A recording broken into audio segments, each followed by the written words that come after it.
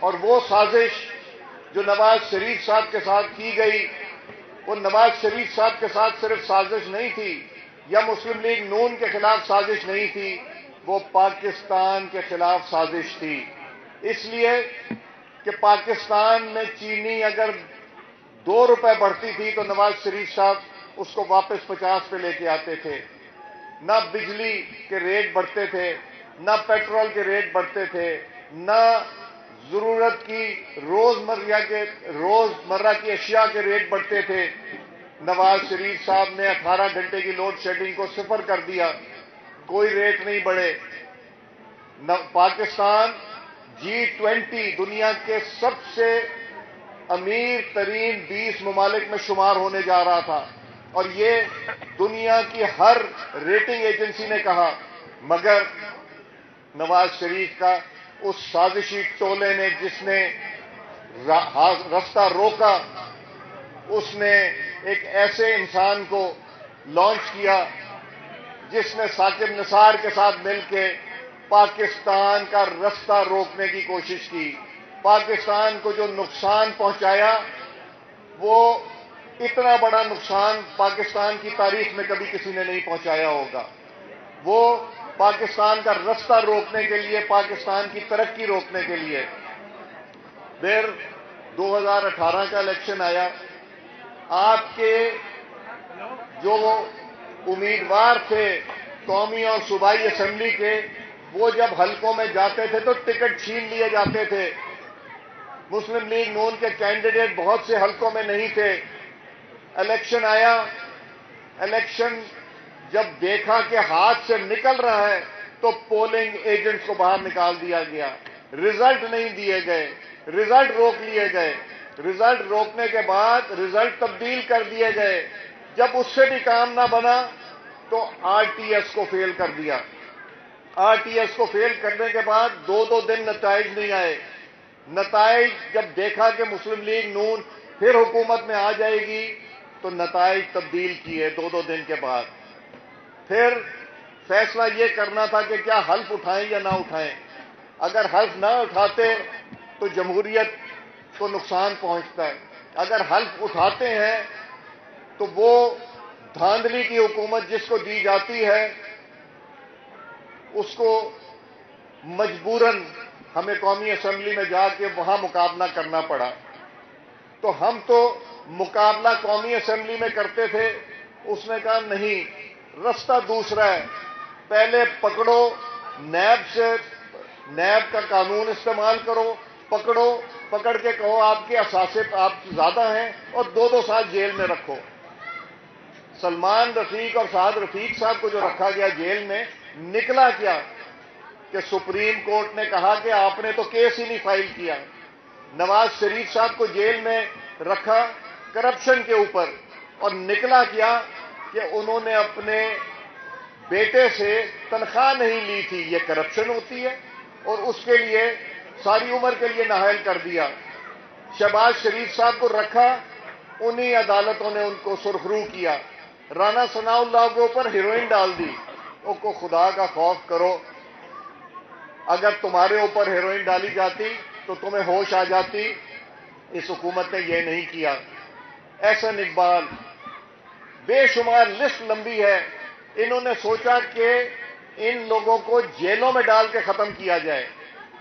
Maryam be be, آپ یہ سوچیں کہ آپ کی اگر بیٹی کو آپ کے سامنے کھینچ کے لے جا کے جیل میں ڈالا جا رہا ہو تو آپ کے اوپر کیا گزرے گی۔ وہ بھی کیا، اور وہ ایسی بہادر بیٹی ہے کہ اس نے ڈٹ کے مقابلہ کیا۔ ہم جیل ملنے جاتے تھے تو ہماری آنکھیں نم ہوتی تھیں، مگر وہ کہتی تھی یہ وقت گزر جائے گا، میں اصولوں کے لیے لڑ رہی ہوں، اور وہ بھی وقت گزر گیا۔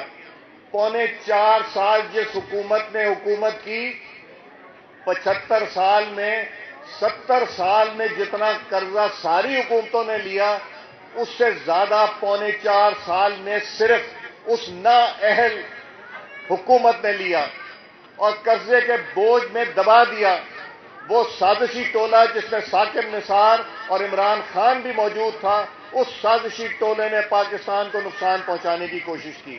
پھر جب وہ راستہ نہیں ملا، جب ہمیں کہا گیا کہ آپ لوگ حکومت کے بارے میں سوچیں، نہیں تو خدا نہ خواستہ پاکستان دیوالیے کی طرف جا رہا ہے، اور انہوں نے کہا مہینوں میں نہیں دنوں میں دیوالیے کی طرف جا رہا ہے، تو ہمارے پاس دو رستے تھے۔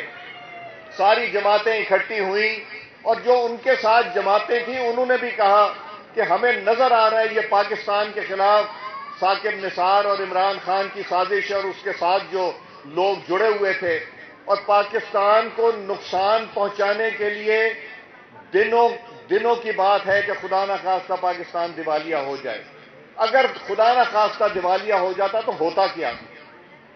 ڈالر شاید ملتا ہی نہ، تیل سڑکوں پہ گاڑیاں نہ چلتی چونکہ تیل برآمد کرنے کے پیسے نہ ہوتے، بجلی کے کارخانے نہیں چلتے چونکہ تیل سے چلتے ہیں یا گیس سے چلتے ہیں، وہ نہ چلتے، یہ بند ہوتی بجلی، پیٹرول منگانے کے پیسے نہ ہوتے، خدا نہ خواستہ 1000 روپے لیٹر پیٹرول یا 500 روپے کتنا ہوتا، یہ کوئی سوچ بھی نہیں سکتا۔ میں شہباز شریف صاحب کے ساتھ پیرس میں تھا، جب انہوں نے IMF کی صدر کے ساتھ گفتگو کی، 1 گھنٹے کے بعد اس نے کہا کہ جی آپ سچ کہہ رہے ہیں، اور جو 30 ارب کا نقصان فلڈ میں ہوا وہ بھی اسی 15 مہینے میں ہوا۔ پاکستانیوں جو لاکھوں میں بے گھر ہو گئے، جن کا سارا کچھ چلا گیا، ان کو بھی سہارا دینا تھا، اور ان کے لیے بھی پیسے لے کے آنے تھے، ان کو بھی کچھ سکون پہنچانا تھا، کھانے پینے کی اشیاء دینی تھی، گھر واپس بنانے تھے۔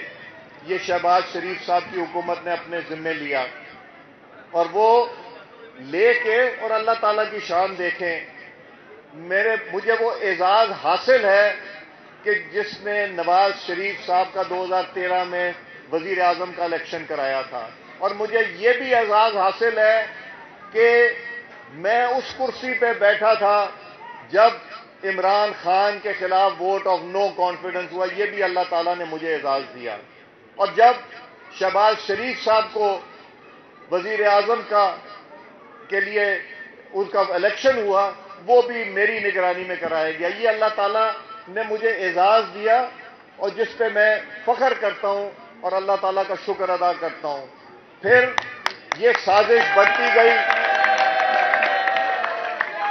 اس سازشی ٹولے نے جتنے مذاکرات تھے پاکستان کی ساری سیاسی جماعتوں سے اور بشمول تحریک انصاف، اس میں ہر مذاکرات میں تھا، اور اس مذاکرات میں نے غرور، تکبر وہ دیکھا، میں نے انسان کو انسان نہ سمجھنا دیکھا۔ آپ میں اور میرے میں فرق کیا ہے؟ آپ میں میرے میں کوئی فرق نہیں، صرف ایک فرق ہے جو بڑا وقتی فرق ہوتا ہے۔ مجھے اللہ تعالیٰ نے اس منصب پہ بٹھایا جو اللہ تعالیٰ کی مرضی کے بعد جماعت کی اور آپ کے ووٹ کے ساتھ، مگر میرے میں آپ میں فرق کوئی نہیں ہے۔